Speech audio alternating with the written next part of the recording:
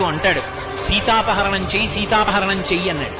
అంటే మారీచుడు అన్నాడు, ఏమిటో సీతమ్మను అపహరించి తెమ్మంటున్నావు, అంత తేలిక అనుకుంటున్నావు, ఆ దోషం ఉట్టినే పోతుంది అనుకుంటున్నావా? సీతమ్మను అపహరించి తెస్తే రాముడు కనపడకపోతే, సీతమ్మ ఏడిస్తే, సీతమ్మ కన్నుల వెంట నీటి చుక్క పడితే రావణా నువ్వు ఒక్కడివే చచ్చిపోతాననుకుంటున్నావేమో.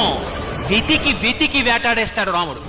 కళత్రాణి చ సౌమ్యాని మిత్రవర్గం స్తథైవచ ఇదీచ్ఛసి చిరం భోక్తమ్మ కృధారామ విప్రియం. ధర్మాన్ని నమ్ముకున్న రాముడి జోలికి వెళ్ళవద్దు. రామో విగ్రహవాన్ ధర్మ సాధు సత్యపరక్రమ.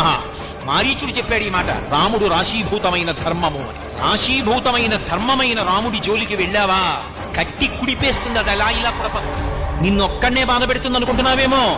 అది మళ్లీ నీకు ఫలితంగా ఇవ్వడం మొదలు పెట్టిన నాడు తెలుస్తుంది. కళత్రాణి చ సౌమ్యాని మిత్రవర్గం స్తథైవచ.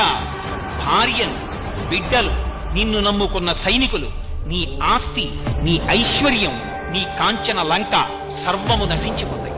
నువ్వు అలా నిలబడి ఉండగా ఒక్కొక్క తల తరిగేస్తాడు రాముడు. ఒక్కొక్క తల తరుగుతుంటే దేవతలందరూ వచ్చి పైన నిలబడతారు. నిలబడి శభాషను సంతోషిస్తారు. చచ్చాడు రా పాపాత్ముడు.